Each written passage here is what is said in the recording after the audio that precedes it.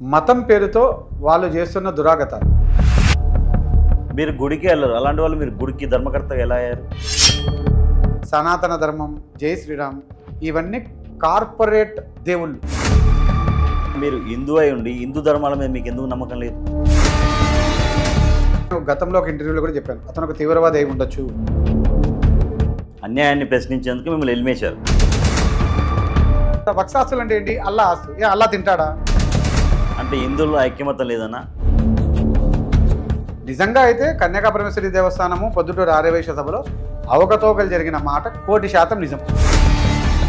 ఈ 100 మంది చెక్కు చేతుల్లో పెట్టుకొని మిగిలిన వాళ్ళని ఎవరిని అక్కడ మాట్లాడి. Welcome to our channel. నేను మీ వెంకట్. ఈరోజు మనతో పాటు గెస్ట్ తెల్లాకుల మనోహర్ గారు మనతో పాటు ఉన్నారు. చాలా విషయాలు మాట్లాడేది ఒకసారి అడిగి తెలుసుకుందాం. నమస్తే సార్. నమస్కారం సార్. ఎలా ఉన్నారు? బాగున్నాను సార్. ఫస్ట్ అసలు మీ ఊరు నుంచి, మీ కులం నుంచి మిమ్మల్ని ఎందుకు ఎలివేశారు? నేను మీకు గతంలో కూడా ఒక ఇంటర్వ్యూలో చెప్పాను సార్. నేను నా కులం వారిని, నేను కులానికి డబ్బు కట్టాను, కులం తిరిగి నాకేమిచ్చింది అనే ప్రశ్నలతో వాళ్ళు నేను మీటింగ్లలో అడిగాను. మీటింగ్లలో వాళ్ళు నాకు సరైన జవాబు ఇవ్వకపోతే అందరిలో చెప్పడానికి వాళ్ళకి ఏమైనా ఇబ్బందిగా ఉందేమో అన్న ఉద్దేశంతో ఒక లేఖ ద్వారా వాళ్ళకు నాకు ఈ యొక్క అనుమానాలు ఉన్నాయి, నాకు వీటికి అన్నిటికీ జవాబులు ఇవ్వండి అని ఒక లేఖ పెట్టాను నా కుల సంఘం వారికి. ఆ లేఖ తీసుకొని దీనికి మద్దతుగా నువ్వు ఒక్కడివి అడిగితే మేము జవాబు చెప్పము, దీనికి ఒక ముగ్గురన్నా సంతకాలు పెడితే మేము నీకు దీని మీద మీటింగ్ పెట్టి జవాబు చెప్తాము అని అన్నప్పుడు నేను ముగ్గురిని, దాదాపు ఆ ముగ్గురి సంతకాలు పెట్టేదానికి నాకు ఒక 5-6 రోజులు సమయం పట్టింది. ఎందుకు ముగ్గురు కూడా సంతకాలు పెట్టలేదు మీ మీద? నా మీద అని కాదు, ప్రతి ఒక్కరికి ఏంటంటే నీ ఇల్లు నీది తప్ప మిగతాది ఏది నీది కాదు, ఇంకొకరితో నాకెందుకు అనే దృక్పథం వల్ల ఏమో వాడి తిక్కోడు పోరాడుతున్నాడు, వాడు ఏందో వాళ్ళ కోసం అన్న సంగతి వాళ్ళకి తెలియదు. నేను ఏదైతే అడుగుతున్నానో అవి అందరి కోసం అనేది.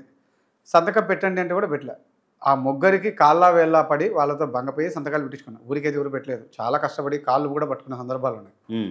పెట్టిన తర్వాత లెటర్ ఇస్తే ఆ లెటర్ ప్రకారంగా వాళ్ళు నాకు జవాబు చెప్తామని పిలిచి వాళ్ళు ఇష్టానుసారం మాట్లాడితే నేను వాళ్ళను, మీ ఇష్టం వచ్చినట్టు మాట్లాడితే నేను ఇనే రకం కాదు, మీరు ఏదైతే నేను అడిగినానో దానికి ఆధారాలతో నాకు మీరు తెలియజేయాలా, చూపించాలి, అది కూడా మీరు మీటింగ్ పెట్టి చెప్తామన్నారు, జనరల్ బాడీ మీటింగ్, మీరు అది పెట్టకుండా నన్ను ఒక్కడిని పిలిపించి చెప్పడం కాదు, మీరు ఇది ఏం చెప్పాలనుకుంటున్నారో ఆ జనరల్ బాడీలో చెప్పండి, నాకు ఒక్కడికి కాదు ఇది అన్నప్పుడు వాళ్ళు నాపై దాడి చేయాలని చూస్తే నేను వాళ్ళని అదే స్థాయిలో ప్రతిఘటించాను.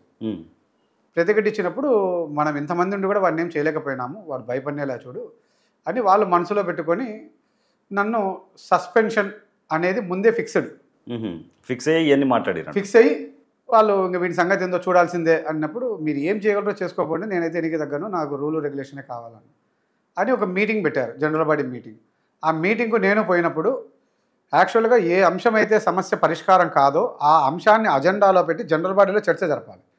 నా అంశాన్ని వాళ్ళు పరిష్కరించలేకపోయినప్పుడు అది జనరల్ బాడీకి కామన్గా రావాలి. వాళ్ళు జనరల్ బాడీకి తేలేదు, టేబుల్ ఎజెండాగా కూడా తేవచ్చు.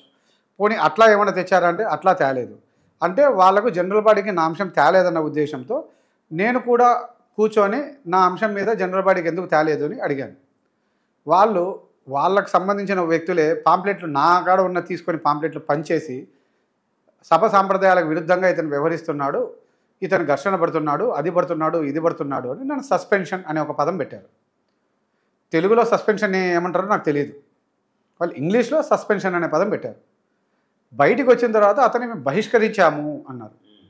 కొన్ని రోజుల తర్వాత నేను ఆ తర్వాత కోర్టుకి వేసాను, లోక్ అదాలత్. అంటే అప్పుడు కోర్టు అంటే ఏందో నాకు పూర్తిగా ఆ టైంలో అంత అవగాహన లేక లోక్ అదాలత్కి వెళ్ళి నేను కోర్టులో కేసు వేసాను. వేసినప్పుడు ఇతన్ని మేము సస్పెండ్ చేయలేదు, బహిష్కరించలేదు, కుల బహిష్కరణ చేయలేదు, మేము తాత్కాలికంగా అతన్ని మేము సభ్యత్వాన్ని పక్కన పెట్టాము అని వాళ్ళు రాసిచ్చారు. ఆ తర్వాత వాళ్ళకు మనకు అవగాహన లేనితనంతో వాళ్ళకున్న కొద్దిగా రాజకీయ చాణక్యతతో ఇది మనం చేసేది కాదు, ఈ కేసును కొట్టేస్తున్నాము, మీరు ఏదన్నా ఉంటే సివిల్ కోర్టుకు పోండి అని ఒకటి చేయించుకున్నారు. మళ్ళీ సివిల్ కోర్టుకు పోవాలంటే వేరే లాయర్ని అడిగితే ఒక 5 లక్షలు డబ్బడినాడు. నేను కొట్లాడుతుండేదే జనాలకు మంచి చేయాలని, నేను 5 లక్షలు ఎందుకు ఇవ్వాలని చెప్పి నేను గమ్మునైపోయి అప్పటి నుంచి సైలెంట్ అయిపోయాను. ఎప్పుడైతే యూట్యూబ్ ఛానల్ వచ్చాయో అప్పుడు నేను బయటకు వచ్చి వాళ్ళ మీద మళ్ళీ యుద్ధం ప్రకటించాను. యూట్యూబ్ ఛానల్ లేకపోయి ఉంటే నేను వారి మీద యుద్ధం చేసే అవకాశం ఉండేది కాదు, నేను ముందుకు వచ్చేవాడిని కూడా కాదు. మీ ఒక్కరి మీద ఎందుకు కుల బహిష్కరణ జరిగింది అసలు? వాళ్ళు నేను అడిగిన దానికి జవాబు చెప్పలేక వాళ్ళకి ఇప్పటికీ ఆ రోజు కాదు ఈ రోజుకి చెప్పట్లేదు. ఊరు మొత్తం మీకు ఒక్కరికి వ్యతిరేకమైందా? ఊరంతా అనే దానికి ఏం లేదు. ఎవరైతే ఆర్యవైశ్య సభలో కొద్ది మంది వ్యక్తులు మెంబర్లు ఉన్నారో ఒక వ్యక్తి దాన్ని నియంత్రిస్తాడు. ఆ వ్యక్తి కింద కొద్దిమంది ఉంటారు. ఆ ముఠా మొత్తం కలిపితే 100 మంది, అంతకంటే ఒక్కడు కూడా ఎక్కువ ఉండడు. ఈ 100 మంది చెక్కు చేతుల్లో పెట్టుకొని మిగిలిన వాళ్ళని ఎవరిని అక్కడ మాట్లాడనీయరు. మిగిలిన వాళ్ళు ఏంటంటే మా కులంలో కానీ హిందూ కులంలో ఉన్న పెద్ద దౌర్భాగ్యం ఏంటంటే గుడి మంది కాదు, మన ఇంట్లో ఉండే ఆస్తి మనది, గుడి ఎవరిదో, మనం ఏదో పాపం చేసినామో పుణ్యం చేసినామో డబ్బులు అడుగుతున్నారు ఇస్తాం, వాళ్ళు ఏమైనా చేయనీలే ఏమైనా పోనీలే పాపం వాళ్ళదేలే అనే టైప్లో ఉంటారు. నేను అట్లా ఒప్పుకునేది కాదు. వాళ్ళది కాదు, మా చిన్నాయింది కాదు, మా నాయంది కాదు, వాళ్ళ నాయంది కాదు. ఇవందరూ చనిపోయిన వాళ్ళు వాళ్ళ ఆస్తులు ఇచ్చినారు. ఆ ఆస్తుల్ని దేనికోసం ఇచ్చారు? మన కులంలో లేని వాళ్ళకు రకరకాల సౌకర్యాలు కల్పిస్తూ కులాన్ని అభ్యున్నతికి తాండేని ఇచ్చారు. మీరు అవి చేయలేనప్పుడు మీరు దిగిపోండి, నేను ఎక్కి చేస్తాను అని నేను వాళ్ళని అంటున్నాను. వాళ్ళు దిగితే అక్కడ ఉన్న ఆదాయాలు పోతాయి. వాళ్ళు ఏంటంటే వాళ్ళ వ్యాపారాలు వాళ్ళ బతుకు అన్నీ ఆ యొక్క దేవస్థానం మీద ఆ సంఘం మీద పెట్టుకొని జీవిస్తూ ఉంటారు. వాళ్ళు సంవత్సరానికి ఒక 5-6 కోట్లు దాంట్లో డబ్బులు వస్తాయి. 5-6 కోట్లలో జరిగే పనులు, ప్రభుత్వాలకు పన్ను కడితే ఆ పన్నుల ద్వారా వర్కులు ఎట్లా జరుగుతాయో దీంట్లో వీళ్ళకు ఈ ఇన్ని ఏళ్ళగా ఆ కోట్ల రూపాయల్లో వర్కుల్లో కమిషన్లు వస్తాయి. ఆ కమిషన్ల కోసం ఇవన్నీ, ఈ కమిషన్లు అనే దాంట్లో కూడా ఏంటంటే ఇక్కడే కాదు ప్రతి దేవస్థానంలో కూడా జరుగుతున్నది ఏంటంటే మనం ఇచ్చే విరాళాల్లో ఎక్కడ అకౌంటబిలిటీ ఉండదు. వాడు కూర్చుంటాడు, వాడే తింటాడు. కేజీ బియ్యం 50 రూపాయలు అంటే వాడు 100 రూపాయలు రాస్తాడు. అడిగేది ఎవడు? నువ్వు 50కి రాసినావా 100కి రాసినావా నువ్వు పోయి అడగవు, గమ్మునుకుంటావు. వాడు 100 రాసేసి తీసుకుంటాడు. లేదండి నేను 50కి రాశానంటే నీదే మీ నాయనది 50 ఎన్ని అడుగుతున్నావే అంటారు. అన్యాయాన్ని ప్రశ్నించేందుకు మిమ్మల్ని ఎలిమేశారు. అన్యాయాన్ని ప్రశ్నించాను, ఆధారాలతో చూపమంటున్నా. నేను ఆరోపణలు చేశానంటున్నారు కదా, నిజంగా నేను ఆరోపణలు చేసినప్పుడు మీరు నిజాయితీ పరులు అయితే మీరు చూపించుండొచ్చు కదా. లేదండి మేము కేజీ ఇంతకే తీసుకున్నామని మీరు చూపిస్తే రేపటి రోజు మీరు ఖండియచ్చు, నేను అనుకుంటూ ఉండొచ్చు, నేను క్షమాపణ చెప్పిండేవాడిని. మీరు ఏవి చెప్పనప్పుడు అవన్నీ నిజాలే అవుతాయి కానీ అబద్ధాలు కావు. నిజంగా అయితే కన్యకా పరమేశ్వరి దేవస్థానము పొద్దుటూరు ఆర్యవైశ్య సభలో అవకతవకలు జరిగిన మాట 1,00,00,000% నిజం, విత్ ప్రూఫ్. నా కాడ అన్నీ ఉన్నాయి. అన్నిటినీ గవర్నమెంట్కి పెట్టాను. మేబీ 1-2 నెలల్లో క్లోజ్ అయిపోతుంది. ఓకే, నేను క్లోజ్ అయ్యే వరకు నేను వదలను. ఇప్పుడు చాలా మన హిందూ దేవాలయాల మీద చాలా టెంపుల్ల మీద దాడులు జరుగుతున్నాయి. దీన్ని ఎలా చూడొచ్చు? హిందూ టెంపుల్స్ మీద దాడులు ఎవరు చేస్తున్నారు అనేది ముఖ్యం సార్. ఫస్ట్ క్రిస్టియన్లు చేస్తున్నారా, ముస్లింలు చేస్తున్నారా, ఉన్మాదులు చేస్తున్నారా, హిందూ ద్రోహులు చేస్తున్నారా అనేది కొద్దిగా ఇక్కడ ఆలోచించాల్సి ఉంది. ఒకవేళ హిందూ ద్రోహులు చేస్తున్నారనుకోండి, వాడు అక్కడ ఏదో ఆశించినది ఇవ్వలేదు, జరగలేదు, ఖచ్చితంగా రాయేసి ఉంటాడు. ఎందుకు రాయేస్తున్నాడు అంటే నాకు ఇయడంలే, నన్ను పలకడంలే, నాకేం చేయడంలే, మీరే తింటున్నారు, మీదే ఆస్తి అయిపోయింది అన్న కోపంతో అక్కసుతో వేస్తాడు. పరాయి మతం వాళ్ళు కానీ వాళ్ళు వేస్తే నేరం. వాళ్ళు ఏంటంటే ఉన్మాద చర్య, సామరస్యంగా ఉన్న చోట ఘర్షణలు పెట్టాలని అనే దాంట్లో కొందరు ఉన్మాదులు ఉంటారు. ఆ ఉన్మాదులు ఏ సంఘంలో ఉన్నా ఏ కులంలో ఉన్నా ఐడెంటిఫై చేసి ముందు వాళ్ళను ఆ సంఘం నుంచి బహిష్కరించి ఆ సంఘం నియమావళి ప్రకారంగా కఠిన శిక్షలకు వాళ్ళందరూ అంగీకరిస్తూ లేఖలు ఇవ్వాలి ప్రభుత్వానికి. ఇప్పుడు చర్చిల మీద జరగట్లే, మసీదుల మీద దాడి జరగట్లే, ఓన్లీ హిందూ దేవాలయాల మీద జరుగుతున్నాయి. అది కూడా ఆ దాడి జరిగినప్పుడు ఏదైనా ఇష్యూ వచ్చినప్పుడు ఆడు పిచ్చోడు ఆడికి తెలియక దాడి చేశారంటారు.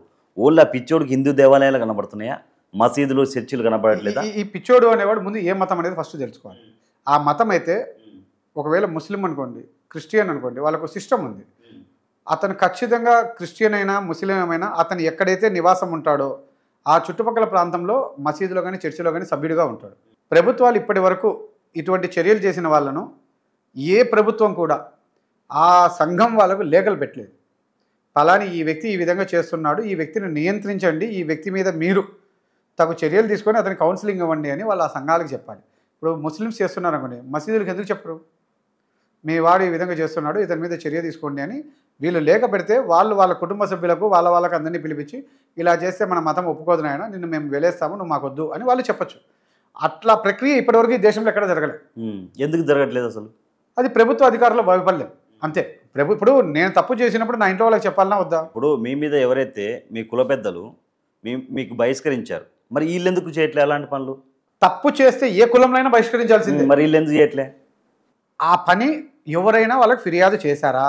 నేను ఏ మసీదులో వాడైతే సభ్యుడిగా ఉంటాడో ఆ మసీదు వాళ్లకు రిప్రజెంటేషన్ అనేది పోవాలి, లేదా వాళ్ళకి తెలియాలి. తెలిసింది ఇప్పుడు టీవీలలో వచ్చేసింది. సో దట్ అతని వివరణ తీసుకొని అతని ఫట్వా అంటారు. వాళ్ళ నిబంధన ప్రకారంగా మేము ఇతన్ని తొలగిస్తున్నాం, ఈ మసీదులో ఇకపై సభ్యుడు కాదు, ఇతను మా మతం కాదు, ఇతనిపై మీరు ఎవరు ఏ చర్యలు తీసుకున్నా మాకు ఎటువంటి సమ్మతి లేదు, మేము బాధ్యత వహించము అని వాళ్ళు చెప్పాలి.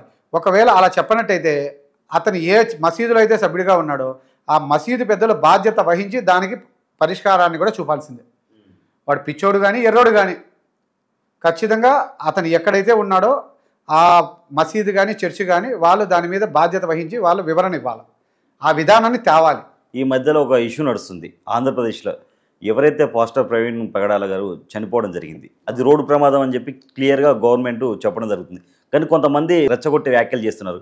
ఎవరైతే పాస్టర్ అజయ్ బాబు కానీ లేదంటే మన ఎక్స్ఎంపీ హర్షకుమార్ కానీ ఇది ముమ్మాటికి హత్య అంటారు. ఆయన హత్య చేయవలసిన అవసరం గవర్నమెంట్కి ఏముంది? సరే, ఇక్కడ ఫస్ట్ ఆఫ్ ఆల్ గవర్నమెంట్ అనే వర్డ్ పక్కన పెట్టేసి, ఇప్పుడు ఒకవేళ క్రిస్టియానిటీ అనుకున్నాం అనుకోండి, చాలామంది హైలీ ఎడ్యుకేటెడ్ ఉన్న వ్యక్తులందరూ అత్యధిక పోస్టుల్లో ఉన్న వాళ్ళందరూ వాళ్ళే. ఇప్పుడు ఎవరైతే మీరు హర్షకుమార్ అంటున్నారో, హర్షకుమార్ అనే అతను ఆయన మతాన్ని అడ్డం పెట్టుకొని కాలేజీలు రకరకాల ఇన్స్టిట్యూషన్స్ పెట్టాడు. పెట్టిన అతని మతానికి ఏమైనా ఉచితం ఇచ్చాడా? అతను ఏ మతం అయితే చెప్తున్నాడో ఆ మతం ద్వారా కాలేజీలు పెట్టాడు, స్కూళ్ళు పెట్టాడు, ఎన్నెన్నో ఇన్స్టిట్యూషన్స్ పెట్టాడు. పెట్టిన అతను నిజంగా క్రిస్టియనా మాలన, అతను హిందూ ఆంధ్ర ఆలమాల అని పెట్టుకొని ఉంటే అతను ఎస్సీ అవుతాడు, దళిత అవుతాడు. అప్పుడు అతను ద్రోహి కింద లెక్క, అంటే భారత రాజ్యాంగాన్ని అతను అవమానించినట్టు. అతను ఆ విధంగా ఎస్సీ కింద తీసుకొని నేను క్రిస్టియన్ని స్వీకరించాను, నేను క్రిస్టియన్ను నువ్వు చెప్పినప్పుడు ఆటోమేటిక్గా బీసీసీ కిందకి వెళ్తావు. నువ్వు ఎస్సీ కింద నువ్వు అన్ని ఫలాలు తీసుకున్నట్టయితే దేశద్రోహం కేసు పెట్టి ముందు లోపలేసి ఆయన ఆస్తులన్నింటినీ ప్రభుత్వం స్వాధీనం చేసేసుకోవాలి. ఆయన ఆస్తులన్నింటినీ ఎవరైతే మాల హిందూ ఆంధ్ర మాల అని పెట్టుకున్నారో, అంటే నువ్వు క్రిస్టియానిటీ తీసుకున్నప్పుడు నువ్వు బీసీసీకి పోతావే కానీ ఎస్సీ కిందికి రావు. ఒకవేళ వచ్చి ఉంటే నువ్వు తీసుకొని ఉంటే ఇప్పుడు ప్రూవ్ అయ్యింది కాబట్టి వారి ఆస్తులన్నింటినీ కూడా ప్రభుత్వాలు స్వాధీనం చేసుకోగలిగితే అప్పుడు ఇటువంటి దుర్మార్గాలు జరగవు. ఇప్పుడు అజయ్ బాబు అంటున్నాడు, నిజంగా ఆయన ఒకవేళ బీసీసీలో ఉన్నాడు అనుకోండి, ఆయన అనుమానం వ్యక్తపరచవచ్చు. ఇప్పుడు ఈయన కూడా బీసీసీ కింద ఉంటే ఆయన అనుమానాలు వ్యక్తపరచవచ్చు. అంటే హీ ఈజ్ కన్వర్టెడ్ క్రిస్టియన్ అని సర్టిఫికేట్ తీసుకొని ఉండాలి. వాళ్ళకు ఆ హక్కు ఉంటుంది. వాళ్ళు ఏవైతే అనుమానాలు రేకొత్తిస్తున్నారో ఆ అనుమానాలకు వాళ్ళకాడ ఆధారాలు లేవు. వాళ్ళ వ్యాపారాల కోసం వాళ్ళ ఉనికి కోసం మాట్లాడుతున్నారు. మధ్యలో ఇంకొక ఆయన ఉన్నాడు కేఏ పాల్ అని. గతంలో ఆయన చాలా గొప్ప వ్యక్తి, కానీ ప్రస్తుతానికి అతను ఒక జోకరే. ఆయన ఇప్పుడు కూడా మాట్లాడేది టాటూట్ అని మాట్లాడతాడు. ఈయన వాళ్ళ మతానికి ఏదైనా చేయాలనుకుంటే నాకు వైజాగ్లో 1500 ఎకరాలు ఉంది, అది ఉంది, ఇది ఉంది అంటాడు. ఎందుకు ఆయన స్కూల్ కట్టలేదు, ఎందుకు కాలేజీలు కట్టలేదు, ఎందుకు ఆసుపత్రి కట్టలేదు? డబ్బులు వచ్చే చోట మాత్రమే వీళ్ళు ఉన్నారు. కానీ ఆ ఫాస్టర్ ఎవరైతే ఉన్నాడో, ఇంకొకరు ఎవరైతే ఉన్నారో, మీరు క్రిస్టియన్ మైనారిటీలు అంటున్నారు కదా, మీ క్రిస్టియన్లకు అందరికీ ఉచిత విద్య ఉచిత వైద్యం అని ప్రకటించండి. మీరు ఎందుకు ప్రకటిలే? మీరు ప్రకటించిన పొద్దు మీ మాట అందరూ వింటారు కదా. ఏమైనా ఎంపీకి ఏం తక్కువ ఉంది ఆస్తి? వందలు కాదు వేల కోట్ల ఆస్తులు ఉన్నాయి. ఆస్తులు ఉన్నప్పుడు ఆయన మతస్థులకి ఆయన ఏమి ఇచ్చినాడు? ఏమి ఇయ్యడు. మతం పేరు చెప్పి తను ఎదిగినాడే కానీ మతానికి ఏమి ఇవ్వలేదు. ఈ అజయ్ బాబు పాస్టర్ అంటున్నాడు. ఎంతమందికి? 100 మందికా 200 మందికా నువ్వు పాస్టరు? ఏదో ఒక చర్చికు. ఆ చర్చికు ప్రభుత్వ గుర్తింపు ఉందా? ప్రభుత్వ గుర్తింపు ఉన్న చర్చికు నువ్వు ఫాదర్ అయితే నువ్వు ఫాదర్, లేకపోతే నువ్వు ఫాదర్ కిందకి కాదు, నువ్వు పాస్టర్ కిందకి కాదు. ఎవరైతే అజయ్ బాబు ఉండో ఈ పాస్టరు గతంలో వైఎస్ఆర్సీపీకి మొట్టమొదటి విద్యార్థి విభాగం రాష్ట్ర అధ్యక్షుడు అంట. అంటే దీని వెనుక వైసీపీ వాళ్ళు ఉన్నారనుకోవచ్చా? మనం ప్రతిదానికి అనుకోకూడదండి. ఇప్పుడు వైసీపీ ఇప్పుడు క్లియర్గా ఏదైతే క్లియర్గా పోస్ట్ మార్టం అవుతుంది. ఇప్పుడు ఐజీ గారు ప్రెస్ మీట్ పెట్టి అశోక్ కుమార్ గారు క్లియర్ టు క్లియర్ 62 సీసీ కెమెరాల ఫుటేజ్ తీసుకొచ్చి ఇది రోడ్డు ప్రమాదంలో చనిపోయాడని క్లియర్ చెప్పారు. చెప్పినాక కూడా దీన్ని ఎందుకు రాజకీయం చేస్తారు? అంటే ఇది శివ రాజకీయమా? ఓట్ల కోసమైనది? ఇది శివ రాజకీయం కాదు. వీళ్ళు మతాల మధ్య కులాల మధ్య ఘర్షణ పెట్టాలనేది అందులో డౌటే లేదు. ఇటువంటి వారికి ఎవరు కౌంటర్ ఇవ్వాలి అంటే హిందువులు బయటకు వచ్చి మాట్లాడాలి, ఒరిజినల్ క్రిస్టియన్స్ బయటకు వచ్చి మాట్లాడాలి. హిందువులు మాట్లాడతారా? బయట హిందువులు వచ్చి మాట్లాడారు. నేను మాట్లాడుతున్నా కదా, నేనైతే నిజాయితీగా చెప్తున్నా. అజయ్ బాబు మాట్లాడింది 100% తప్పు. పాస్టర్ ప్రవీణ్ మాట్లాడింది 100% తప్పు. హిందువులలో ఎవరైతే బయటకు వచ్చి మాట్లాడి ఉన్నారో వీళ్ళందరూ నా దృష్టిలో, అంటే నీ మతం గురించి నువ్వు బోధించకుండా పక్క కులాల గురించి పక్క మతాల గురించి నువ్వు మాట్లాడావంటే వాళ్ళందరూ తీవ్రవాదులు ఉన్మాదుల కిందకే లెక్క. అది హిందువులలో మాట్లాడిన వాళ్ళు కూడా తీవ్రవాదులు ఉన్మాదులే. ఎందుకు అంటే ఇప్పుడు నేను మాట్లాడుతున్నా ధైర్యంగా, ఎందుకు ఈ మతాలు ఇవన్నీ ఘర్షణలు వద్దు, మంచిగా ఉండాలి అని. నాకు ఆదాయం ఉంది, నాకు వ్యాపారం ఉంది, సమాజం పట్ల బాధ్యతగా నేను వచ్చి మాట్లాడాను. నిజంగానే ఈ హిందువుల తరపున వచ్చి మాట్లాడిన వాళ్ళకు వాళ్ళ బతుకు తిరిగింది, వాళ్ళకున్న ఆదాయాలు ఏంటి? ఎవరు డబ్బులు ఇస్తే వాళ్ళు ఇవన్నీ మాట్లాడుతున్నారు? హిందూ మతానికి వాళ్ళు ఏమైనా పేటెంట్లా? వాళ్ళు ఏమైనా రైట్స్ పెట్టుకున్నారా నేను హిందూ మతాన్ని ఉద్ధరియాలని? నిజంగా హిందూ మతాన్ని ఉద్ధరించాలనుకున్న వ్యక్తి ఎంతమందికి ఏ విధమైన ఉద్యోగాలు కానీ, ఏ విధమైన వైద్యం కానీ, ఏ విధమైన ఆరోగ్యాన్ని కానీ కాపాడగలిగినారు వీళ్ళందరూ? సో కాల్డ్ చెప్పుకునే హిందుత్వవాదులందరూ ఏ హిందూ మతానికి ఏం చేయగలిగినారు? వాళ్ళు మతాన్ని అడ్డం పెట్టుకొని రాజకీయాలు చేస్తూ వాళ్ళు బ్లాక్మెయిల్ చేస్తూ పాల్పడుతున్నారే తప్ప, ఇతర మతాల మధ్య, ఇతర కులాల మధ్య ఘర్షణ పెట్టాలనుకుంటున్నారే తప్ప, ఇవన్నీ ప్రజల్ని డైవర్ట్ చేయడానికే. హిందువులు చేసేది డైవర్షనే. నన్ను అడిగితే వీళ్ళిద్దరు కులగడుకొని మాట్లాడుతున్నారు. క్రిస్టియన్లు, హిందువులు, ఇదో నేను ఈరోజు ఇది మాట్లాడతా, నువ్వు రేపు అది మాట్లాడు అని వీళ్ళు కులబడుకొని ప్రజల్లో అయోమయాన్ని క్రియేట్ చేసేదానికోసమే ఎన్ని చేస్తున్నారు. వాళ్ళిద్దరూ తోడుదొంగలంట. నేను హిందువులుగా ఎవరైతే ఇప్పుడు హిందువులుగా ఉన్నారో వాళ్ళు చాలామంది కన్వర్ట్ అవుతారు, ఒక ముస్లింగా కానీ లేదంటే క్రిస్టియన్ కానీ. ఎందుకని అసలు హిందువులలో ఉన్న పెద్ద లోపం ఏంటంటే హిందూ మతం ద్వారా ఏ విధమైన మంచి మీకు జరగదు, ఏ విధమైన యూనిటీ మీకు రాదు. క్రిస్టియానిటీలో, ముస్లింలో కొద్దిగా యూనిటీ ఉంది. పథకాలు వస్తాయని కాదు, కానీ వాళ్ళంతా ఒక గుంపు. వీళ్ళల్లో చేరినట్టయితే ప్రభుత్వాల కాడ మనం అనుకునే సాధించుకోగలము అన్న దాంతో వాళ్ళు దాంట్లోకి వెళ్ళిపోతున్నారు. డబ్బాష కదంటారా? చాలా చోట్ల జరుగుతూ ఉంటాయి. అట్లా కూడా డబ్బులు ఇస్తారు కూడా. ఎందుకు ఇస్తారు అంటే వాళ్ళ కష్టాలు ఉన్నాయి. వాళ్ళు ఎవరైతే బలహీనంగా ఉంటారో వాళ్ళే. నిజంగా కొందరు మతాలు మారుతున్నారు అన్నట్టయితే నన్ను ఎందుకు మార్చలేకపోయినారు? మేము శెట్టిగారు అనేవాళ్ళు ఎక్కడ చూసినా దాదాపు 100 ఏళ్ళగా మా పక్క ఇల్లు, అంటే శెట్టిగారు ఉన్న చివరి ఇల్లు ముస్లిమే. ఏ ఊరిలో అయినా సరే ఒక్క శెట్టి కానీ ముస్లింగా మారినట్టు చూపించండి నాకు. ఎవరు మారరు. ఎందుకంటే మేము ఆర్థికంగా బలంగా ఉంటాం. మేము ఎందుకు మారుతాం? ఎవడైతే ఆర్థికంగా బలహీనంగా ఉంటాడో వాడు ఏం చెప్పినా వింటాడు. వాడి ఆ లాభం కోసం వాడు మతం మారిపోతాడు. వాడు ధర్మం కోసం మారలే. గతంలో ఉన్న ఇప్పుడు ఎవరైతే క్రిస్టియన్లు అని చెప్పబడుతున్నారో కన్వర్ట్, వాళ్ళ అవసరాల కోసం, వాళ్ళ యొక్క బతుకు తెరుగు కోసం వాళ్ళ మతాన్ని మారినారు. కానీ యేసుప్రభు మీద విశ్వాసంతో మాత్రం కానే కాదు. మీరు నాస్తికుడా, హిందువా?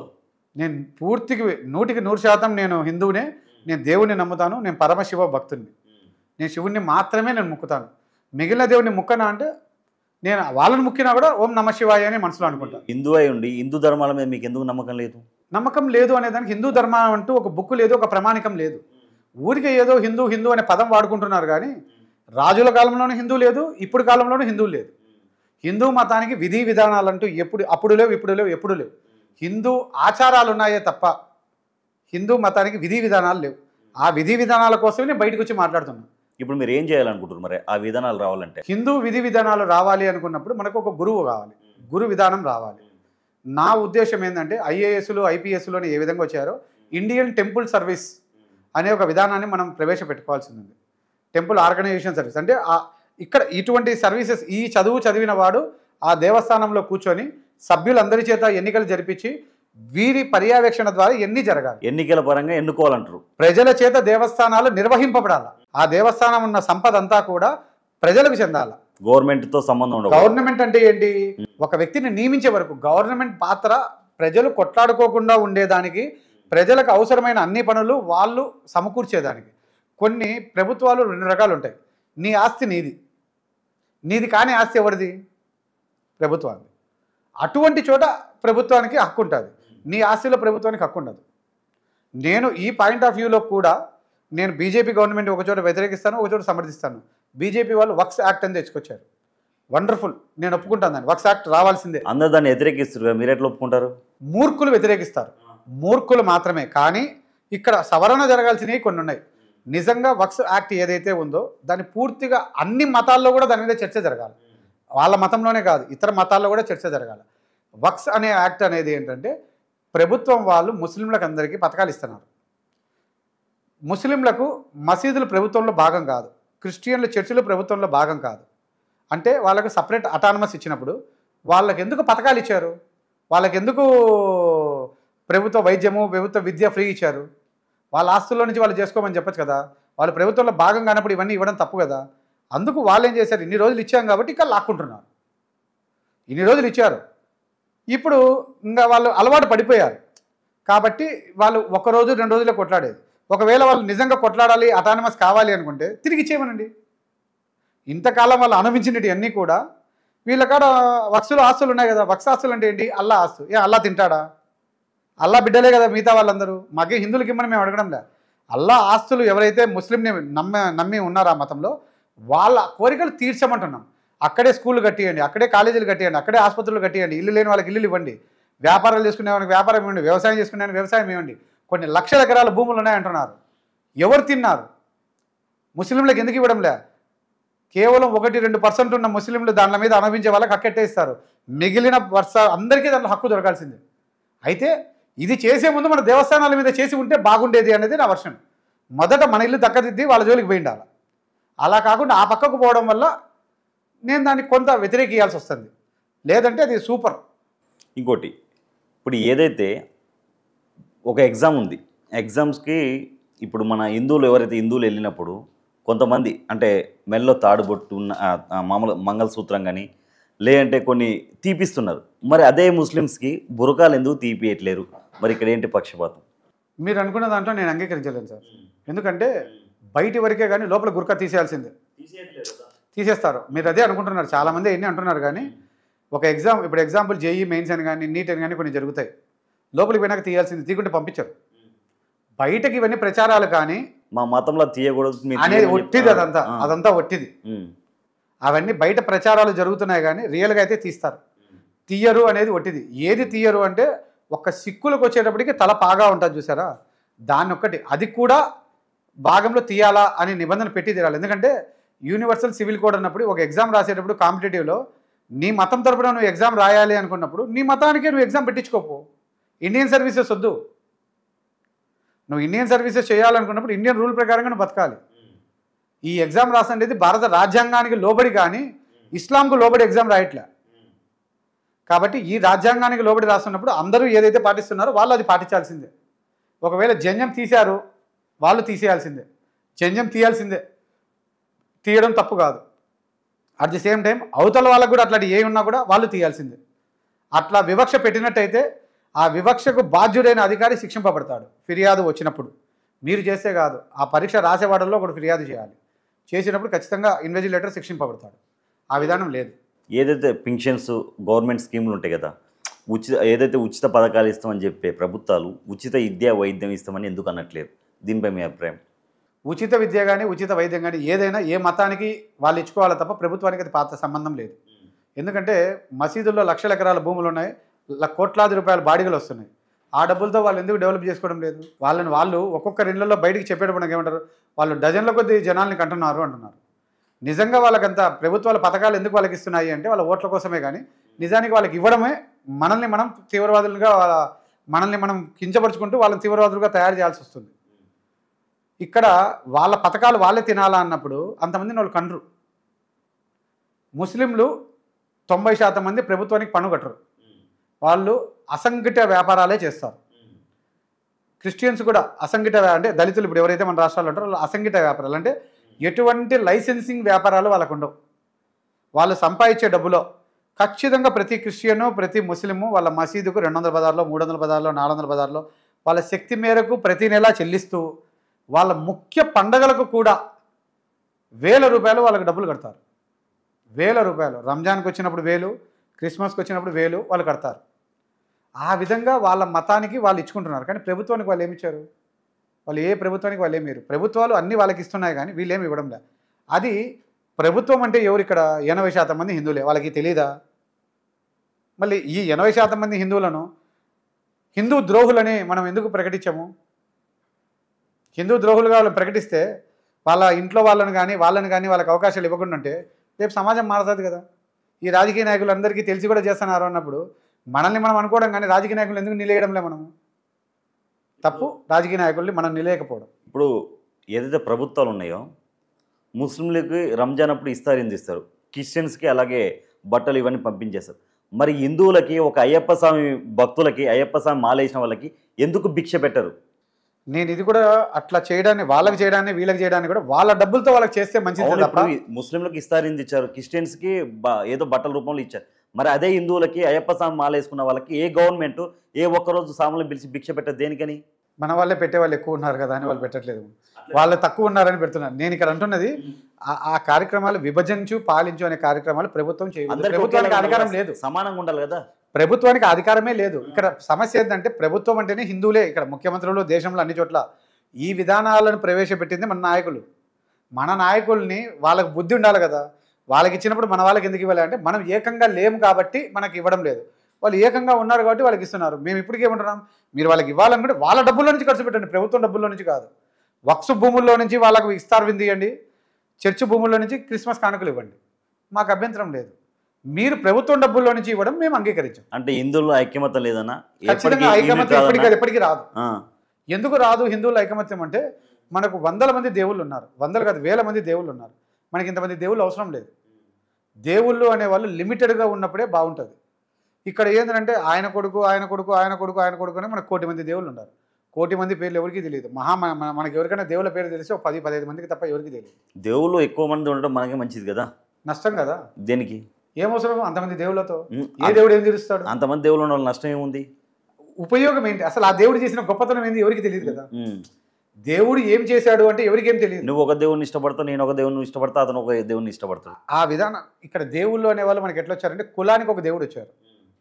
మనకి ఇంతమంది దేవుళ్ళు ఎందుకున్నారంటే ప్రతి ఒక్కరు ఒక్కొక్క దేవుని కొలవడం మొదలు పెట్టారు. ఆ విధంగా మనం విడిపోయాం.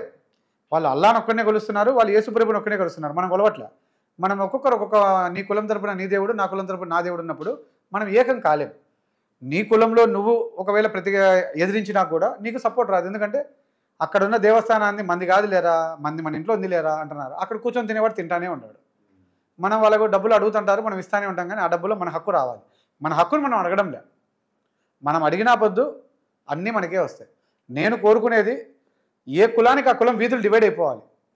ఇది చాకలి వీధి, ఇది మంగళ వీధి అని రకరకాల వీధులు, ఎన్ని కులాలు ఉంటాయో అన్ని కులాలు పూర్వకాలం ఏ కులానికి ఆ కులం వీధి ఉండేది, ఆ కులం దేవులే ఆ వీధుల్లో ఉండేది. ఆ విధానమే మళ్ళీ రావాలి. అప్పుడు కొట్లాటుండవు. ఒకవేళ ఈ వీధి మీద ఉన్నప్పుడు ఎక్కువ శాతం ఉన్నప్పుడు పక్క వాళ్ళు ఉంటే వాళ్ళకు అమ్మేసుకోమని చెప్పి వీళ్ళు ఉన్న చోట పోయి వాళ్ళు కొనుక్కోవాలి. వాళ్ళకి వీళ్ళకు పరంపర మార్చుకుంటే ఏ కులాలకు ఏ మతాలకు మధ్య ఘర్షణలు ఉండవు. చర్చి ఉన్న చోట గుడి ఉండకూడదు, గుడి ఉన్న చోట మసీదులు ఉండకూడదు. అట్లా మనల్ని మనం పరిష్కరించుకున్నప్పుడు వివాదాలు రావు. మనకు వచ్చిన వివాదాలు ఏంటంటే మన దేవాలయాలన్నీ పురాతనమైనవి, మసీదులు అనేటివి కొన్ని పురాతనమైనవి ఉన్నాయి, ఈ మధ్య కట్టినవి ఉన్నాయి. ఈ మధ్య కట్టిన వాటికి అన్నిటికీ కూడా ప్రభుత్వాలు నిబంధనలు పెట్టలేదు. గుడులకు కానీ మసీదులకు కానీ చర్చిలకు కానీ నిబంధనలు పెట్టాలి. మీరు కొత్తదిగా కట్టాలనుకుంటున్నప్పుడు ఆ చుట్టుపక్కల ఇంతమంది కుటుంబాలు ఉంటే తప్ప మీరు గుడి కానీ బడి మీకు సంబంధించినవి కట్టకూడదు అని ఒక నిబంధనలు తీసుకొచ్చినట్టయితే ఈ సమస్య ఉండదు. ఈడ గుడి ఉంది, ఈ పక్కనే మసీదు ఉంది, అదేంది అది కొట్టుకొని చవరు అంటే కొట్టుకునేదానికి అనుమతి ఇస్తుండేది, అవకాశం ఇస్తుండేది ఎవరు? ప్రభుత్వాలే. ప్రభుత్వ అధికారులు వాటిని రద్దు చేయాలి. అట్లా ఉన్న చోట నిర్దాక్షిణ్యంగా పగలగొట్టాల్సిందే, అనుమానం లేదు. అది మసీదు కానీ ఇది కానీ అది పడగొట్టినంత మాత్రాన ఏం మనుషులు ఏం చచ్చిపోరు, ఇంకో చోట కట్టుకుంటారు. ఈ రెచ్చగొట్టే ఆకలి కదా. ఎందుకైతే అది ప్రజలు కొట్టాడుకునే సందర్భాల్లో ఉన్నప్పుడు ఎన్ని మసీదులు లేవు, ఎన్ని దేవాలయాలు లేవు, ఎందుకు? ఇంకా ఒకవేళ మీరు ఘర్షణ కోసమే కట్టుకునేటట్టయితే ఈడ తీసేసి మీరు వివాదాలు ఉన్న చోట ఏదైనా తీసేయాల్సిందే. అది గుడి కానీ మసీదు కానీ చర్చి కానీ తీసేసేయండి, ఇంకొక చోట వాళ్ళకి ఇచ్చేయండి ఆ స్థలం. ప్రభుత్వాలు ఉండేది వివాదాలు రాకుండా ఉండేదానికే కదా. వివాదం ఉన్న చోట అది ఎంత పైన కానీ చరిత్రాత్మకమైనది తప్ప మిగతా వాటికి కొత్తగా కట్టే చోట పర్మిషన్లే ఇవ్వకూడదు. ఎందుకు అంటే నియంత్రణ లేదు ఇక్కడ.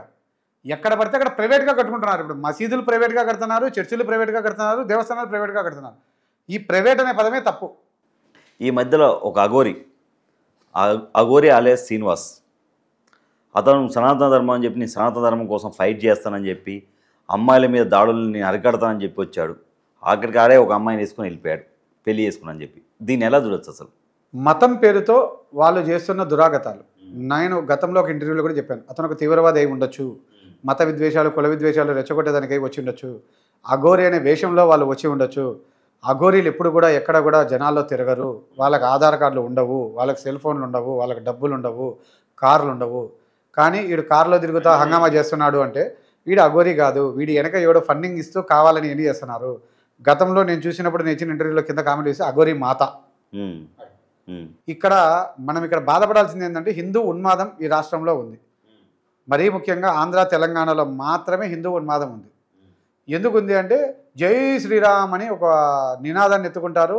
నువ్వు అనకపోతే నీ మీద దాడి చేస్తామంటారు, నువ్వు పెట్టుకోకపోతే నువ్వు తీవ్రవాది అంటావు, ఉన్మాది అంటారు, నాస్తికుడు అని ఒక ముద్ర వేస్తారు.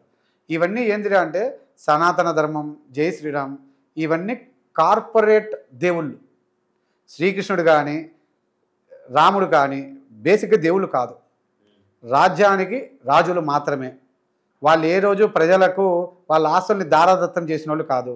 వాళ్ళ రాజ్యాల కోసం, వాళ్ళ యొక్క గెలుపు కోసం ప్రజలందరినీ చంపిన వాళ్ళు. హిందువులనే చంపారు. మన దేశంలో శ్రీరాముణ్ణి ఆదర్శంగా తీసుకునే వాళ్ళు ఉంటే మీరు వాళ్ళని దేవుళ్ళే కదా అంటారేంటి? అంటే దేవుడు, మీరు ఏ మతంలో దేవుడైనా సరే ఒకటి చంపిన వాళ్ళు చూపించండి నాకు. మన దేశంలో 6 మతాలు ఉన్నాయి. అది యుద్ధాలు జరిగినప్పుడు కదా. ఏ మతమైనా సరే, జైను మతంలో ఒకరిని చంపలేదు, బౌద్ధ మతంలో ఒకరిని చంపలేదు, సిక్కుల మతంలో ఒకటి చంపలేదు, క్రిస్టియన్ మతంలో ఒకటి చంపలేదు, ఇస్లాంలో ఆయన ఒకరిని చంపలేదు. ఆయన పేరు ద్వారా ఇతరులు యుద్ధాలు చేశారే కానీ వాళ్ళు ఏ రోజు ఎవరికి హాని చేయలేదు. కాబట్టే వాళ్ళని దేవుళ్ళుగా కొలుస్తున్నారు. రాముడు కృష్ణుడు దేవుడు ఎన్నటికీ కారు. వాళ్ళు చేసిన కొన్ని మంచి పనులను దేవుళ్ళుగా ఆరాధిస్తున్నారు. అదే మాదిరిగా నా పాయింట్ ఆఫ్ వ్యూలో ఎన్టీఆర్ని దేవుడు అంటారు, రాజశేఖర దేవుడు అంటే ఇంకోటి దేవుడు అంటారు.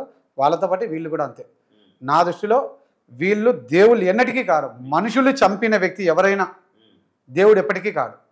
నా దృష్టిలో హిందువుల దేవుడు ఎవరైనా అన్నానంటే స్వామి వివేకానంద మాత్రమే, వేరెవ్వరు కాదు. అసలు దేవుళ్ళగా నమ్మే వాళ్ళు నమ్మండి. నేను స్వామి వివేకానంద నమ్ముతాను, ఈశ్వరుడిని నమ్ముతాను. మిగిలిన అయ్యప్ప స్వామి కూడా దేవుడు కాదు, రాజు.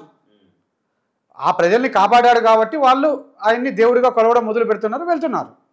దాన్ని నేను ఎందుకు విభేదించాలి? అయ్యప్ప స్వామి ఎలా వచ్చాడు అసలు? పుట్టుకలు అనే దానికి ఎవరు గ్యారంటీ లేదండి. వాళ్ళు ఇది చెప్పారు, వీళ్ళు ఇది చెప్పారు. ఆయన కూడా ఒక రాజ్యానికి రాజే తప్ప దేవుడు కాదు. ఆఖరి వీరభద్ర స్వామి కూడా ఒక రాజ్యానికి రాజు. మనం చిన్నప్పటి నుంచి విన్న కథలు కానీ, బుక్కుల్లో కానీ, సినిమాల్లో కానీ, సీరియళ్ళలో వచ్చే ప్రకారంగా కానీ అంతే తప్ప ఎవరికి ఏ దేవుడి గురించి ఏమీ తెలియదు.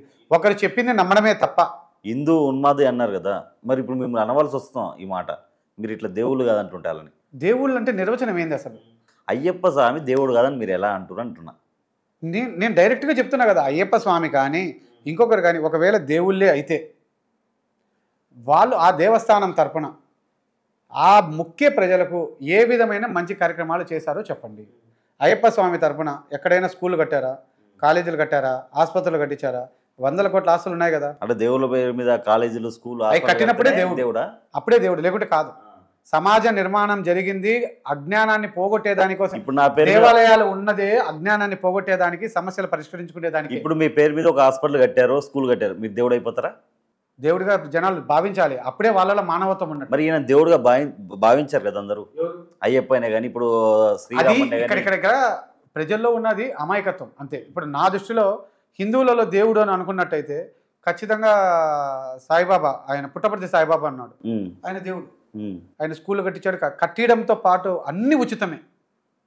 అట్లా చేసిన వాళ్ళు దేవుళ్ళు అవుతారు. కానీ ఇప్పుడు మన కళ్ళ ముందు ఎంతమంది స్వామీజీలు ఉన్నారు, వాళ్ళు ఎవరు దేవుళ్ళు కాదు, వాళ్ళు ఎవరు స్వామీజీలు కూడా కాదు, వాళ్ళందరూ కమర్షియల్ కార్పొరేట్ స్వాములు. మరి ఇప్పుడు అఘోర్ని ఎలా చూడొచ్చు? దేవుడు దొంగే. వాళ్ళ గురించి మాట్లాడడమే దండగా. వాళ్ళు తీవ్రవాదులు, ఆలోచనే లేదు. మరి ఇప్పుడు పాప ఒక అమ్మాయిని తీసుకొని పోయాడు, ఇప్పుడు ఇవాళ అరెస్ట్ అయ్యాడు. మరి అమ్మాయికి ఏంటి పరిస్థితి? అమ్మాయికి మైండ్ కరెక్ట్ లేదంట. నేనైతే ఒకటే అనుకుంటాను, ఇవన్నీ కూడా ఫిక్సింగ్ అంటాను. అంటే అమ్మాయి అండర్స్టాండింగ్ తో లేదంటారా? ఇవన్నీ కూడా అంటే వాళ్ళ కుటుంబ సభ్యులు కూడా డబ్బు ఆశ అంటారా? అంతే. ఇప్పుడు వీళ్ళ కాడ డబ్బులు ఉన్నాయనుకోండి, నేను ఇట్లా పోతుంటాను, మీరు ఇట్లానండి, వాళ్ళు అట్లానండి, ఇది చేయండి, అది చేయండి, పబ్లిక్లో మనం ఫేమ్ అయిపోతాం, ఈ ఒక్క రోజులో మనం పైకి వచ్చేస్తాం అనే టైప్లో చాలామంది ఈ విధమైన కుట్రలకు పోతున్నారు. అంటే పబ్లిసిటీ పిచ్చిలో పడి ఈ విధంగా చేస్తున్నారు. అఘోరికి 10 లక్షల రూపాయలు ఎవరో ఆమె ఇచ్చిందంటే న్యాయమంతా మూర్ఖురాలు అయిండాల. వాళ్ళకి మంత్రాలు రావు, తంత్రాలు రావు, మంత్రాలతో చింతకాలు రాలుతాయి. ఎవరైతే అఘోరి పెళ్లి చేసుకుందో ఆ వర్షిన్ అనే అమ్మాయి, మేము గత జన్మలో మేము భార్య భర్తలం అని చెప్తుంది. తిక్క పలు రకాలు. ఆ అమ్మాయి తిక్క పట్టిండొచ్చు. చదువుకున్న వాళ్ళందరూ జ్ఞానవంతులు అనుకోకూడదు. నేను చదివింది కేవలం 10వ తరగతే. మళ్ళీ నాకు చాలా అంశాల మీద అవగాహన ఉంది. ఐఏఎస్లకు కూడా నాతో మాట్లాడేంత దమ్ము లేదు, ఐపీఎస్లకు లేదు. సబ్జెక్ట్ అనేది ఏంటంటే బుక్కుల్లో ఉండేది సబ్జెక్ట్ కాదు, రియాలిటీ ఇస్ ద రియాలిటీ. నేను గుడికే వెళ్ళను, నాకు ఏ విధమైన జ్ఞానం కూడా లేదు. కానీ నేను ఏ అంశం మీదైనా నాతో మాట్లాడేది నేను మాట్లాడతా, జవాబు చెప్తాను. సమాజం మీద అవగాహన, సమాజానికి ఏదో చేయాలన్న తాపత్రయం కొద్దీ నాకు ప్రతిదీ ఆలోచనలు వచ్చినప్పుడు నా ఆలోచనలను నేను ధైర్యంగా ముందుకు వచ్చి చెప్తున్నా. ఇప్పుడు సోకాల్డ్ హిందువులు ఎవరైతే మాట్లాడుతూ ఉంటారో మీడియాకు వచ్చి, వాళ్ళకి ఫండింగ్ యాడ్ నుంచి వస్తుంది. నాకంటే వ్యాపారం ఉంది, డబ్బు ఉంది, నేను వచ్చి మాట్లాడుతున్నా. మళ్ళీ వాళ్ళకి ఏం డబ్బు ఉందని వాళ్ళు వచ్చి మాట్లాడుతున్నారు. నాకు సొంతం గుడి ఉంది, నేను ఒక గుడికి ధర్మకర్తను, నేను హక్కుదారుని మాట్లాడతా. హిందూ ధర్మం కోసం ఈ విధమైన విధానాలు రావాలి అని నేను కొట్లాడుతున్నా. వాళ్ళు ఏ గుడికి వాళ్ళు ధర్మకర్తలు, ఏ గుడిలో వాళ్ళు సభ్యులు, ఏ గుడికి వాళ్ళు కాంట్రిబ్యూటర్స్, వాళ్ళు ఆ మతం నుంచి వచ్చి ఇక్కడికి వచ్చి మాట్లాడుతున్నారే మేము గతంలో ఆ మతంలో ఉన్నామని. మళ్ళీ ఆ మతంలో ఉండి తిరుగుబాటు ఎందుకు చేయలే? మీరు గుడికి వెళ్ళరు, అలాంటి వాళ్ళు మీరు గుడికి ధర్మకర్తగా ఎలా అయ్యారు? నేను గుడికి వెళ్ళాల్సిన అవసరం నాకు, కష్టాలు లేవు, నాకు కోరికలు లేవు, కష్టాలు లేవు. కష్టాలు ఉంటే గుడికి వెళ్ళాలా? నా టైప్ అంతే. కష్టం వచ్చినప్పుడు నాకు కష్టం వచ్చినప్పుడు తప్ప నేను దేవుని కాడికి పోను. నేను నా మనసులో దేవుని స్మరించుకుంటా. నాకు ధైర్యాన్ని ఇచ్చినాడు, సహనాన్ని ఇచ్చినాడు. ఎంతమందిని ఎన్ని నిందలు ఇచ్చినా నేను ఒక్కడిని ఎదుర్కొంటున్నా. నా మీదికి మా కులంలో ఉండే వాళ్ళే దాదాపు 100 మంది నా మీద పడినా నేను భయపడలే. నేను ఒక్కడిని నన్ను ఎదుర్కొనేదానికి నా ఊర్లో నా కులం నా ఏడికి తట్టుకోలేకపోతుంది. ఎందుకంటే నాతో వాగ్దాటిగా వచ్చి కూర్చోవడం చాలా కష్టం. ఏ కులమోలైనా ఏ మతమోలైనా నేను ఆహ్వానించేది అదే. ఘర్షణలతో ఏది సాధించలేము. ఉద్రేకతలు ఏ దానికి అవసరం లేదు. ఏది కూడా చర్చలే. నేను మాట్లాడిన దాంట్లో తప్పులు ఉన్నాయనుకోండి, దాన్ని నాతో చర్చకు. ఎవరు మాట్లాడే వాళ్ళు ఉన్నారో వాళ్ళకు అర్హతతో కూర్చొని మాట్లాడాలి, కానీ హక్కుగా కూర్చోకూడదు. నేను హిందువునైనంత మాత్రం నాకు హిందూ హక్కు రాదు. హిందూ మతాన్ని ఆచరించినప్పుడే నాకు హక్కు వస్తుంది. ఎవరైతే సోకాల్డ్ హిందూ తరపున కూర్చొని మాట్లాడుతున్నారో నేను వాళ్ళందరినీ తీవ్రవాదులు, ఉన్మాదులనే అంటాను. ఎందుకు అంటే వాళ్ళకి ఏ విధమైన హక్కు ఉంది, ఏ విధమైన బాధ్యతతో వాళ్ళు వచ్చి మాట్లాడుతున్నారు. బాధ్యత అంటే నీ మతం గురించి మాట్లాడు. ఇంకొక మతాన్ని నువ్వు కించపరచాకు. ఇంకో మతాన్ని కించపరచాలి అనుకున్నప్పుడు నువ్వు ఒక వేదికని ఏర్పాటు చేసుకుని వేదికలో పిలిచి వాళ్ళని అడుగు. కాశ్మీర్లో ఉగ్రవాదులు దాడి చేయడం జరిగింది. చాలామంది దగ్గర ఒక 28 మంది చనిపోవడం జరిగింది. ఎలా అంటే ఆడు హిందువా ముస్లిమా మరి బట్టలు ఉడబీకి కన్ఫామ్ అయినాక చంపడం జరిగిందంట. దీన్ని ఎలా చూడొచ్చు అసలు? ఖచ్చితంగా ఏ మతమైనా ఏ కులం వాళ్ళైనా దీన్ని ఖండియాల్సిందే. ఎవరు దీన్ని ఒప్పుకోరు. నేనైతే ఈ దేశంలో ఉన్న అన్ని మతాల వారిని కూడా ఈ అంశంలో బయటికి వచ్చి కన్ననిమ్మని కోరుతా. అదే సందర్భంలో ఆ తీవ్రవాదులు ఏ ఊరు వాళ్ళో తెలియదు, ఏ మతం వాళ్ళో తెలియదు. తీవ్రవాది అనేవాడికి మతం ఉండదు, కులం ఉండదు. వాడు ఈ దేశమోడు కావచ్చు, కాకపోవచ్చు. వాడికి డబ్బు ఇచ్చినారు, ఆ డబ్బు తీసుకొని వాడు చేసినాడు. వాడు ఈ దేశస్థుడైతే ఖచ్చితంగా దొరుకుతాడు. దొరికినప్పుడు వాడు ఏ మతం అయితే ఆ మతం వాళ్ళు వాడిని వెలేసి వానికి ఆ చట్ట ప్రకారమే శిక్ష వేయాలి అని ప్రభుత్వానికి రికమెండ్ చేయాలి. ఈ దేశమోడు కాకపోతే పట్టుకొని కాల్చేయాలి. ఈ మతం మిగిలిన మతాలన్నీ యునానిమస్గా గవర్నర్కు, ప్రెసిడెంట్కు లేఖలు రాయాలి. వాళ్ళు దొరికినట్టయితే నడి రోడ్డులో వాళ్ళని ఆ విధంగా చంపాలి, ఆ చంపే విధంగా చెయ్యాలి అని మన గవర్నర్లకు, ప్రెసిడెంట్కు లేఖలు రాస్తే ఆ చట్టాన్ని ఖచ్చితంగా వాళ్ళు అమలు చేసి తీరుతారు. ఎందుకంటే బహిరంగ శిక్షలు వేయాలి అటువంటి వాళ్ళకు ప్రజల సమక్షంలో. వాడిది ఏ మతం అయితే ఆ మతం నియమ నిబంధనలకు లోబడి వాళ్ళకి శిక్షలు వేయాలి. వాళ్ళ మత పెద్దలతో కూర్చోబెట్టి వాళ్ళ మతాల ముందరనే శిక్ష వేస్తే ఈ సిస్టంలోకి ఇంకొకరు పోరు. ఇప్పుడు ఓ కేసు కోర్టుకి వెళ్ళింది అనుకో, అది డైలీ సీరియల్ సాగుతూనే ఉంటుంది. ఎప్పటికి జడ్జిమెంట్ వస్తుందో తెలియదు. మరి ఎలా? దీనికి నేను చెప్పింది విరుగుడు. గవర్నర్లకు, రాష్ట్రపతులకు మనం లెటర్లు పెట్టి ఆ మతాల వాడి ఏ మతం అయితే అది ఇతర మతాలస్తులు కూడా అందరూ లేఖలు రాయాలి గవర్నర్కు, ప్రెసిడెంట్కు. ఖచ్చితంగా వాళ్ళు కన్సిడర్ చేయాల్సిందే. ఆ లేఖల్ని వాళ్ళు కోర్టుకు పంపిస్తారు. కోర్టుకు పంపించి ప్రజలందరూ ఉద్రేకతలో ఉన్నారు, ప్రజల ఆశల మేరకు, ఆకాంక్ష మేరకు వారిని ఓపెన్గా మేము శిక్షించాలనుకుంటున్నాము, దీనికి మీరు అనుగుణంగా సవరణ చెయ్యండి అని వాళ్ళు రేపు లోక్సభలో పెట్టుకోవచ్చు, అక్కడ ఎక్కడైనా చట్టాలు చేసుకోవచ్చు, సుప్రీంకోర్టు అడగచ్చు, సుప్రీంకోర్టు కూడా అంగీకరించవచ్చు. బహిరంగ శిక్ష వేయాలి, దీన్ని దొరికిన మరుక్షణమే జరగాలి అని మనం సవరణ చేసుకోగలిగితే అవన్నీ సాధ్యమవుతుంది. ఈ చట్టాలన్నీ ప్రజా చట్టాలు. మనం కోరుకున్నట్టు మార్చుకోవచ్చు, మార్చుకోకూడదు అనే దానికి ఏం లేదు. అయితే అందరూ ఏకాభిప్రాయంతో ఇవ్వాలి. అందరూ ఇచ్చారనుకోండి, ఏకాభిప్రాయం అనే పదంలో ఏంటంటే 67% మన తిక్కు ఉంటే అదే చట్టం, అది ఏదైనా కావచ్చు. మనోహర్ గారు, ష్యూర్గా మీరు ఇంకేమైనా చెప్పాలనుకుంటున్నారా? సార్, నేను ఈ పోరాటాన్ని మొదలు పెట్టిండేదే నా కులం నుంచి. నేను నా కులం నుంచి నా మతంలోకి వచ్చాను.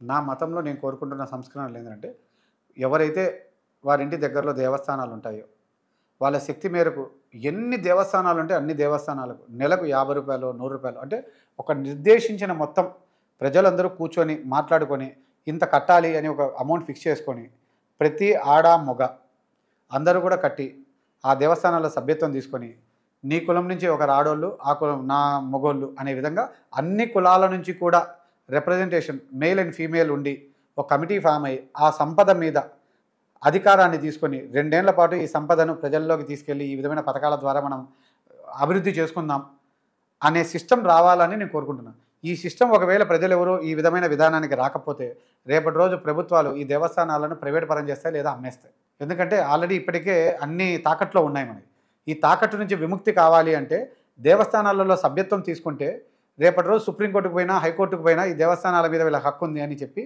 ప్రభుత్వాలకు మొటికాయలు వేస్తాయి. ఈ దేవస్థానాల్లో మనకు సభ్యత్వం లేకపోతే మనం ఏ విధంగానూ హైకోర్టుని మనం ప్రశ్నించలేము, హైకోర్టుకు వెళ్ళలేము. కాబట్టి ప్రతి ఒక్కరూ దేవస్థానాల్లో సభ్యత్వాలు తీసుకోవాలి. ప్రతి దేవస్థానం నీకు నచ్చిన దేవస్థానాల్లో ఏ దేవస్థానాలలో అయితే సభ్యులు లేరో ఆ దేవస్థానాలు తీసేయాలి. ఉపయోగం లేని దేవస్థానాలు అనవసరం. ఆ డబ్బులను ఆ దేవస్థానం తీసేస్తే ఒక స్థలం వస్తుంది. ఆ స్థలాన్ని హిందూ ధర్మం కోసం వాడుకుందాం. మనం ఒక విధి విధానాలు ఆ దేవస్థానాలలో కూర్చునేటప్పుడు హిందూ విధి విధానాలను కూడా రాసుకోవాలి. మనకు గ్రంథం కావాలి. గ్రంథం కావాలి అంటే కూర్చొని మాట్లాడుకోవాలి. మనకు గురువు లేడు, మనకు పెద్ద లేడు. క్రిస్టియన్స్కి ఒక పెద్ద ఉన్నాడు, ముస్లింకి ఒక పెద్ద ఉన్నాడు, హిందూకి ఎవరు లేరు. మనం ఆ నిర్మాణాన్ని మొదలు పెట్టాలి. ఇప్పటి నుంచి అయినా మనం మొదలు పెట్టకుండా ఏదేదో జై శ్రీరామ్ జై కృష్ణ అంటే ఉపయోగం లేదు. మనకు జరగాల్సింది మన గుళ్ళల్లో మనం కూర్చొని ఏకాభిప్రాయంతో జరగాలి. ఈ బాధ్యత చేయాల్సింది ఎండోమెంట్స్ డిపార్ట్మెంట్ వారు. ఎన్నికలు జరిపే నిర్వహణ బాధ్యత తప్ప ఎండోమెంట్స్ డిపార్ట్మెంట్కి ఏదీ ఉండదు. మనం ప్రతి ఒక్కరము బాధ్యతగా ఎండోమెంట్స్ డిపార్ట్మెంట్ వారికి ఈ దేవస్థానాలకు ఈ రోజు నుంచి ఈ రోజు వరకు సభ్యులుగా చేర్చుకునే విధమైన అవేర్నెస్ ప్రోగ్రామ్స్ని క్రియేట్ చేసినట్టయితే ప్రతి దేవస్థానాల్లోనూ హిందువులపై డబ్బులు కడతారు. వాడు నేను హిందూ అని ఒక సర్టిఫికేట్ ఇచ్చుకుంటాడు. రేపు నువ్వు ఇప్పుడు ఎస్సీలందరూ ఏ విధంగా హిందూ అని తెచ్చుకుంటున్నారు అంటే ప్రభుత్వాలందరూ ప్రభుత్వాలు ఇస్తున్నారు. అలా కాకుండా దేవస్థానం తరపున ఇతను మా దేవస్థానాన్ని కట్టాడు, ఇతను మాల కులము అని ఇచ్చినారనుకోండి, అప్పుడు అన్యాయం జరగదు. వాడు మన కులం పేరుతో మన మతం పేరుతో ఉద్యోగాలు పొంది చర్చిలకు పోయి డబ్బులు ఇస్తున్నాడు. అది తప్పు. కాబట్టి ఈ విధానాల్లో వస్తే అవి జరగవు. కాబట్టి వాళ్ళ మతాన్ని వాళ్ళు గౌరవించుకుంటారు, మన మతాన్ని మనం గౌరవించుకుంటే మనం అభివృద్ధి చెందాలా అంటే ఈ విధానాలే రావాలి. ఈ విధానాలు తప్ప హిందువులను ఏకం చేసేది వేరేది ఏదీ లేదు. నా కులం నా ఇంటికాడ, నా మతం గుడిలో. మతం అనేది నిన్ను నన్ను కలిపినేది గుడి తప్ప వేరేది ఏది కాదు. ఆ గుడిలో కూడా ప్రతి కులం వారికి ప్రతినిధ్యం ఉండాలి, ఆడ మగ. నేను శెట్టి తరపున ఆడవాళ్ళు ఒకరు రావాలి, మగవాళ్ళు ఒకరు రావాలి. ఒక తూరి వచ్చిన తర్వాత మళ్ళీ 20 ఏళ్ళ వరకు వాళ్ళకి అవకాశం రాకూడదు. అప్పుడు సమాన అవకాశాలు అందరికీ దొరుకుతాయి. నేను ఆ విధమైన విధానాన్ని కోరుకుంటున్నాను. ఆ విధానం కోసమే నేను బయటకు వచ్చి పోరాడుతున్నాను. మనోహర్ గారు థ్యాంక్ యూ అండి. చాలా విషయాల మీద మీరు మాట్లాడారు మంచిగా. థ్యాంక్ యూ అండి.